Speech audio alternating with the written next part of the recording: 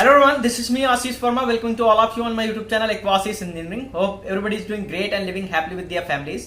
So आज की video में हम बेसिकली बात करने वाले हैं L&T वर्सेस टाटा प्रोजेक्ट के बारे में। बहुत सारे स्टूडेंट हैं जिनका अभी सिलेक्शन हुआ है L&T कंस्ट्रक्शन में या टाटा प्रोजेक्ट में, तो बहुत सारे बच्चे जुड़े हुए हैं हमारे साथ। तो उनकी डिमांड थी कि सर एक वीडियो बनाइए L&T वर्सेस टाटा प्रोजेक्ट के बारे में। तो ये वीडियो उसी के बारे में होने वाली है। इसमें मैं बेसिकली बात करने वाला हूँ कि L&T कंस्ट्रक्शन और टाटा प्रोजेक्ट दोनों हायरिंग कैसे करती हैं, डीटीज हो गए, जीईटीज हो गए या आईटीआई स्टूडेंट हो गए जिनको एफएलएस ट्रेनिंग की तरह हायर करती हैं। एंड देन उसके बाद उनकी सैलरी क्या रहने वाली है, क्या सैलरी ऑफर करती हैं। एंड देन उसके बाद एकोमोडेशन वगैरह में क्या क्या मिलता है, एलएनटी में क्या मिलता है, टाटा प्रोजेक्ट वगैरह में क्या मिलता है, ठीक है।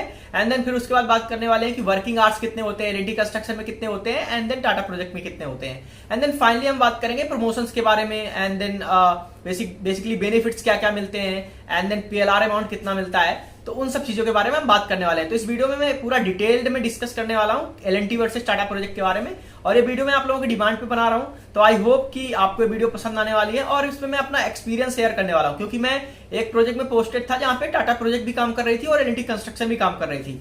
तो वहां पे मेरा काफी बच्चों से इंटरेक्शन था। एंड देन वो लोगों का जो बेसिकली एकोमोडेशन वगैरह था हमारे एकोमोडेशन के पास में था, तो काफी अच्छे फ्रेंड्स बन गए थे।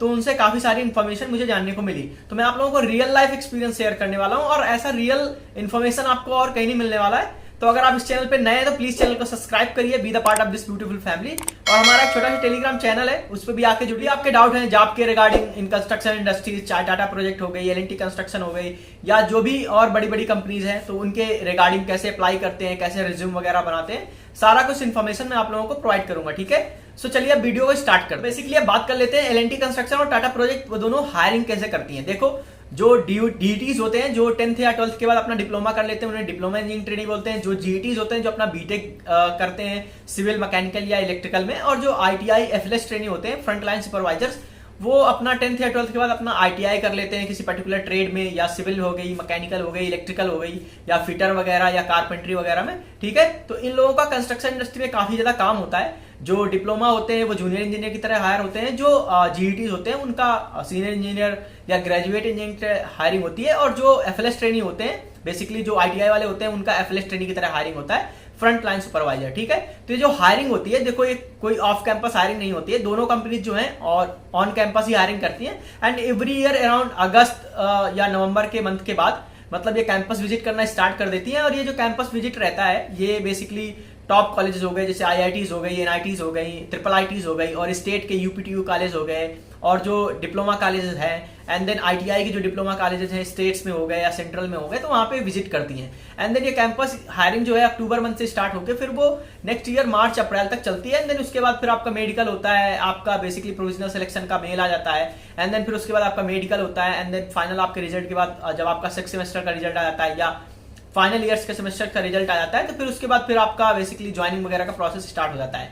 तो पूरा एक ईयर का प्रोसेस होता है, ऑलराइट। तो इस तरीके से दोनों कंपनीज हायरिंग करती हैं, चाहे फिर L&T हो चाहे टाटा प्रोजेक्ट हो, और जो भी प्राइवेट ऑर्गेनाइजेशन है ऐसे ही कैंपस प्लेसमेंट के थ्रू ही फ्रेशर स्टूडेंट्स को हायर करती हैं, ऑलराइट। अब हम बेसिकली बात करेंगे एकोमोडेशन के बारे में। देखो, L&T के एकोमोडेशन और टाटा प्रोजेक्ट के एकोमोडेशन में डिफरेंस क्या रहता है। देखो, दोनों प्राइवेट ऑर्गेनाइजेशंस हैं, तो अगर आप ऑफिस में पोस्टेड हो, इनके हेडक्वार्टर्स में पोस्टेड हो, तो कोई भी हो, चाहे डिप्लोमा वाला हो, चाहे फिर बीटेक वाला हो, और फिर चाहे आईटीआई वाला हो। आईटीआई वाले जनरली ऑफिस में पोस्टेड नहीं होते हैं, वो बेसिकली साइट में ही पोस्टेड होते हैं। 100% उनका साइट में ही पोस्टिंग होता है, क्योंकि उनका काम साइट में ही होता है, क्योंकि उनको उतना ज्यादा कंप्यूटर वगैरह का नॉलेज नहीं होता है। बट डिप्लोमा और बीटेक वालों की चांसेस रहते हैं कि वो हेडक्वार्टर में पोस्टेड हो सकते हैं। अगर गर्ल्स हैं तो गर्ल्स डिपार्टमेंट का मोस्टली हेडक्वार्टर में ही पोस्टिंग हो जाता है। एंड जो बॉयज होते हैं मोस्टली उनका साइट पे ही होता है। 99% केसेस में आप साइट में ही रहने वाले हो। 1% केसेस में अगर आप बहुत लकी हो तो आपके ऑफिस में पोस्टिंग होने के चांसेस रहते हैं, ठीक है। अब एकोमोडेशन की बात करें तो ऑफिस में आपको एकोमोडेशन नहीं मिलता है दोनों भी कंपनीज में, एंड साइट में दोनों भी कंपनीज में आपको एकोमोडेशन मिलता है। आपको घर मिल जाता है, आपको खाना बनाने के लिए कुक्स वगैरह मिलते हैं, एंड व्हीकल्स वगैरह प्रोवाइड कर दी जाती हैं आप लोगों को बेसिकली। एंड देन एक वैन होती है जो बेसिकली एम्बुलेंस वगैरह होती है, कभी मेडिकल इमरजेंसी वगैरह आ गई तो हर साइट में होती है, तो वो भी प्रोवाइड की जाती है। एंड रहने के लिए आपको घर वगैरह सब कुछ मिलता है, खाने के लिए कुक्स वगैरह रहते हैं। तो ये सारी अकोमोडेशन फैसिलिटीज जो कि ऑलरेडी मैंने बहुत सारे वीडियो में L&T की बताए हैं, और ऑलरेडी उनका एक प्लेलिस्ट है।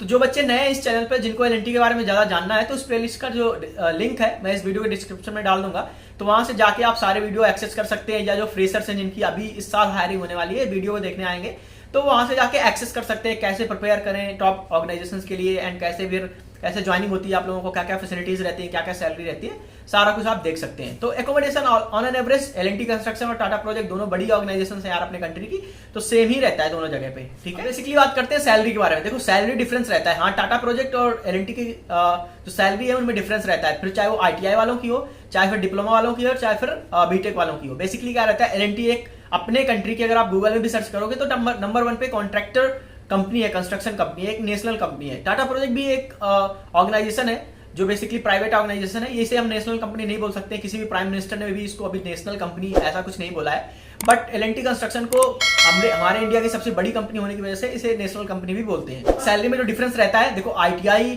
वाले हो गए तो उनकी ट्रेड के बेसिस पे उनको सैलरी मिलती है, ट्रेनिंग के दौरान पे अराउंड 14 to 15 के रहता है एल&टी में, एंड टाटा प्रोजेक्ट में अराउंड 10 to 12 के रहता है। एंड डिप्लोमा वालों का जो ट्रेनिंग के दौरान पे जो फी रहता है, जो बेसिकली सैलरी मिलता है, वो एल&टी में मिलता है अराउंड 16 to 20 के बीच में, और टाटा प्रोजेक्ट में अराउंड 15 to 17 के बीच में मिलता है। बट जो GTs होते हैं उनकी सैलरी में काफी ज्यादा डिफरेंस रहता है। जो GTs होते हैं उनको एल&टी में अराउंड उनका ग्रास जो होता है 54K के लगभग बनता है, बट टाटा प्रोजेक्ट में उनका जो ग्रास बनता है अराउंड 35K के लगभग बनता है, इन हैंड उनको कट कटा के 29,000 मिल जाता है। एंड जो एल&टी वाले होते हैं उनको अराउंड 48-50 के अराउंड मिल जाता है, 47 के अराउंड मिल जाता है, ठीक है।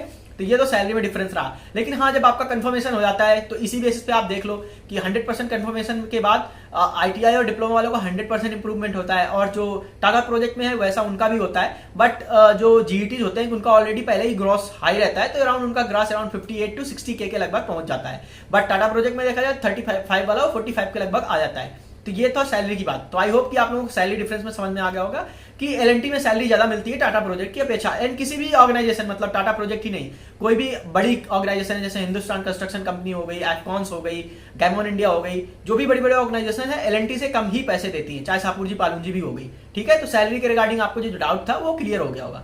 बात कर लेते हैं बेसिकली वर्क कल्चर के बारे में। देखो वर्क कल्चर किसी भी कंस्ट्रक्शन ऑर्गेनाइजेशन के बारे में बात करें तो वर्क कल्चर सिमिलर टाइप का ही रहता है यार। आपकी टाइमिंग जो होती है मॉर्निंग 8 AM स्टार्ट हो जाती है, जब आप साइट पहुंच जाते हो अराउंड 8:45 पहुंच जाते हो, आपका वर्क अराउंड 9:30 स्टार्ट हो जाता है। दोनों ही ऑर्गेनाइजेशन में, चाहे टाटा प्रोजेक्ट हो चाहे एल&टी कंस्ट्रक्शन, दोनों में ही सेम रहता है। एंड नाइट के अराउंड 7:35 7:40 एंड 8 के अराउंड आप रिटर्न आ जाते हो। आपको खाने वाने वगैरह का ऑलरेडी अकोमोडेशन वगैरह होता है, तो वैसा कोई टेंशन नहीं रहता है। तो रही वर्क लाइफ के बारे में, तो यार देखो कंस्ट्रक्शन ऑर्गेनाइजेशन है, चाहे सिविल से आते हो आप, चाहे मैकेनिकल से, चाहे इलेक्ट्रिकल से, प्राइवेट ऑर्गेनाइजेशन है, तो जो टाइम बाउंडेड प्रोजेक्ट्स होते हैं, यूनिक प्रोजेक्ट होते हैं, एंड थोड़ा हेक्टिक तो रहते ही है, बट ट्रेनिंग के दौरान उतना आपको हेक्टिक शेड्यूल नहीं मिलेगा।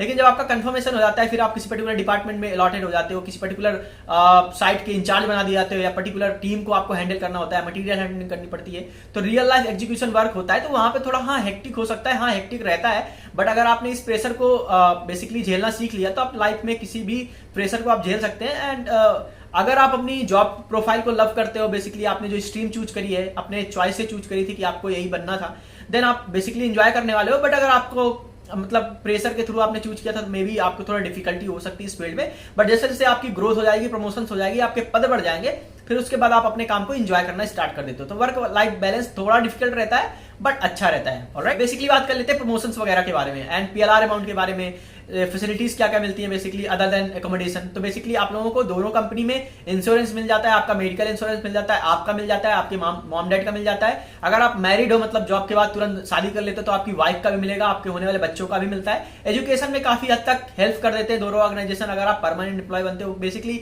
आपका कैंपस से हायरिंग होता है, तो आप परमानेंट एम्प्लॉय ही बनते हो, ठीक है। एंड उसके बाद जब आपका ईयरली फीडबैक आता है, फीडबैक के बेसिस पे आपके प्रमोशंस होते हैं, एंड उसके बाद PLR अमाउंट मिलता है। हाँ, एल&टी कंस्ट्रक्शन में PLR अमाउंट थोड़ा ज्यादा मिलता है टाटा प्रोजेक्ट की कंपैरिजन में, क्योंकि टाटा प्रोजेक्ट के पास उतने प्रोजेक्ट नहीं है जितना एल&टी के पास है। एल&टी का जो प्रोजेक्ट बुक है हमेशा भरा रहता है, बट टाटा का उतना नहीं रहता है। बट जो है प्रेस्टीज प्रोजेक्ट दोनों ही कंपनियां करती हैं, बड़े बड़े प्रोजेक्ट करती हैं। जैसे कि मैं तारापुर में पोस्टेड था, दोनों जो है न्यूक्लियर प्रोजेक्ट में काम कर रही थी, तो बड़े बड़े प्रेस्टीज प्रोजेक्ट में, मेट्रोज प्रोजेक्ट में भी काम करती हैं। बट एल&टी बड़ी कंपनी होने की वजह से थोड़ा PLR अमाउंट ज्यादा देती है अपने एम्प्लॉयज को, ठीक है। एंड रही बात प्रमोशंस की, तो देखो यार टाटा प्रोजेक्ट में प्रमोशंस थोड़ा स्लो है एल&टी के कंपेरिजन में। टाटा एल&टी में प्रमोशंस हर 3 इयर्स हर 4 इयर्स हो जाते हैं। बट अगर आपका परफॉर्मेंस अच्छा है, आपका फीडबैक जो भी प्रोजेक्ट मैनेजर के थ्रू मिला है, जो टॉप मैनेजमेंट के थ्रू है, वो अच्छा रहता है, अराउंड रेटिंग आपकी अच्छी रहती है, ठीक है। तो ये तो रही प्रमोशंस के बारे में कंपेरिजन कर लिया हमने। तो ओवरऑल हम अगर देखा जाए तो दोनों ऑर्गेनाइजेशंस अच्छे हैं, बट अगर सैलरी के मामले में, प्रमोशंस के मामले में बात करें तो एल&टी थोड़ा हायर हो जाती है। एंड जो ऐसे कुछ रहता है कि मतलब एलएनटी यहाँ पे है तो टाटा प्रोजेक्ट यहाँ पे रहती है, बट इतना है। बट दोनों ऑर्गेनाइजेशन अच्छे हैं। अगर आपका किसी भी ऑर्गेनाइजेशन में हुआ है तो आप एक अच्छी मतलब आपका फ्यूचर अच्छा होने वाला है, एक ब्राइट फ्यूचर होने वाला है। सो यार आप लोगों को आई होप कि आपको चीजें समझ में आई होगी, आपको कंपैरिजन समझ में आया होगा। मैंने रियल लाइफ एक्सपीरियंस शेयर किया, कोई मैंने इधर उधर से गूगल से ढूंढ के नहीं देखा है। आपने क्वेरा में काफी कुछ क्वेश्चंस पढ़े होंगे कि जो बहुत ज्यादा डिमोटिवेट करते हैं बच्चे आके, जिनको एक्चुअल जीवन में कुछ करना नहीं होता है, गलती से उनका सिलेक्शन हो जाता है तो वो क्या है, वो बहुत हल्के में लेते हैं। लेकिन जब कंपनी छोड़ के चले जाते हैं फिर वो रिग्रेट करते हैं, यार हमने जॉब भी गंवा दी और हमारी इतनी दम भी नहीं है कि हम बाहर आकर कुछ कर भी लें। ठीक है, तो ऐसा रहता है। तो आई होप कि आप लोगों को ओवरऑल समझ में आया होगा। एंड यहाँ तक अगर आपने वीडियो देखा है, ऐसी इन्फॉर्मेशन आपको चाहिए जॉब के रिगार्डिंग, कंस्ट्रक्शन के रिगार्डिंग, आपको रियल इन्फॉर्मेशन चाहिए, तो be the part of this beautiful family and connect us to the Telegram. And जो भी आपके डाउट्स हैं आप वीडियो के कमेंट सेक्शन में आइए, करिए, मैं आपके सारे डाउट्स क्लियर कर दूंगा। So all the very best and see you all on the next video.